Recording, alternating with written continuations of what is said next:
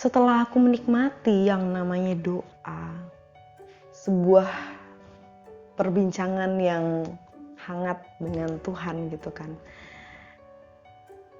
aku nggak merasakan bahwa itu sebuah rutinitas lagi. Bukan merasakan seperti sesuatu yang liturgis. Harus A, B, C, dan D baru dapet Z. Enggak, aku nggak ngerasa gitu. Aku ngerasa Tuhan itu deket. Very, very close. Bener deket. Jadi dalam segala apapun, di saat aku kenyang, di saat aku lapar, di saat aku haus, capek, letih, lesu, lunglai, dimarahin orang dan sebagainya, aku selalu belajar untuk kayak mengingat Tuhan gitu. Dalam hatiku aku berdoa. Karena percaya menjadi penyembah dalam roh dan kebenaran itu tidak hanya berbicara soal bahasa roh. Enggak, bagi Hana loh ya. Tapi ketika roh kita nyatu dengan Tuhan. Ketika dalam setiap kehidupan kita, apapun yang kita lakukan, kita tuh ingat akan Tuhan di sini. Dan kita ingat kebenaran, yaitu firman Tuhan yang akan membawa kita ke jalan yang benar. Sekalipun sekeliling kita adalah orang-orang yang menjerumuskan kita. Well, berbicara tentang doa, it's really deep for me. Ya, kalau ditanya, kamu udah dapat teori belum sih tentang doa gitu-gitu? Ya, kan banyak banget dapat teori tentang doa di sekolah teologi. Tapi yang Hana tekankan di sini adalah just be you. Dalam berdoa nggak usah kita, kalau misalnya memang nggak bisa ngomong indah-indah dalam berdoa gitu kan. Kadang tuh kita denger ya Tuhan gini-gini pokoknya bahasanya indah-indah banget gitu. Ya udah, kenapa sih harus susah?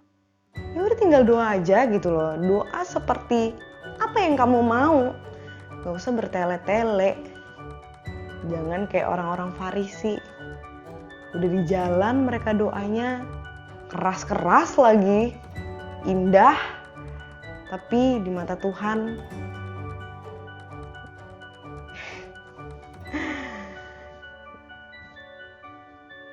gak usah lah bertele-tele. To the point aja, memang kalau mau pergi, Tuhan aku mau pergi, sertai, jagai, selesai. Dalam nama Tuhan Yesus, amin. Ya sudah, gak usah yang terlalu tapi ya terserah kalian sih. Hana juga gak menghakimi sih bahwa itu adalah hal yang salah, enggak gitu. Cuman kalau memang kalian bisa yang simple, kenapa harus yang ribet sih? That's what I think sih. Ya, komplek ya. Ini belum doa, kita belum bahas soal doa pelepasan dan sebagainya loh. Kalau pelepasan itu lebih dalam lagi, lebih gimana lagi. Tapi Hana pengen bahas soal doa pelepasan juga deh. Kayaknya biar sekalian gitu ya. Jadi kalau soal doa pelepasan juga gitu. Banyak orang gitu kan yang mengira kalau doa pelepasan itu harus selalu manifest. Baru setannya keluar. Gitu ya bilangnya ya. Tapi Hana mempelajari bahwa enggak sih.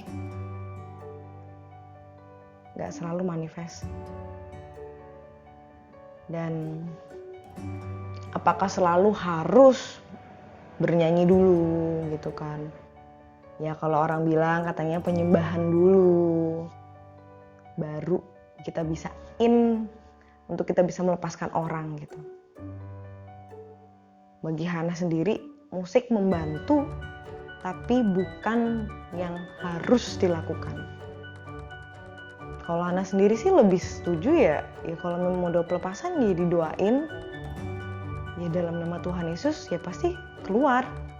Kalau misalnya memang Tuhan berkenan juga untuk setan itu keluar dari dia, ya sudah gitu loh, just be that. Gak usah ribet sih. Kalau Hana berpikir sih kayak kalau memang kita orang percaya, kalau memang kita percaya sama Tuhan, kita membawa nama Tuhan untuk kita melakukan pelepasan, kita membantu orang lain terlepas dari segala hal-hal yang begitu-begitu. Hana percaya kok tanpa kita ribet-ribet, setannya pasti keluar. Tuhan Yesus aja juga gak ngelakuin hal yang ribet-ribet kok ketika dia ngusir setan. Kenapa kita harus ribet? Makanya memang kita tuh harus minta hikmat sih. Kalau soal kayak pelepasan gini tuh sama Tuhan, kita minta hikmat. Tuhan, kita harus apain orang ini gitu kan. Karena treatment orang pun berbeda-beda. Dan juga nih buat teman-teman, gak semua orang itu harus ngalamin doa pelepasan juga. Kadang ada orang yang sakit mental, malah didoain pelepasan, dan ketika orang itu gak sembuh, dikiranya setannya gak keluar. Padahal dia bukan masalah setan, dia memang masalah mental.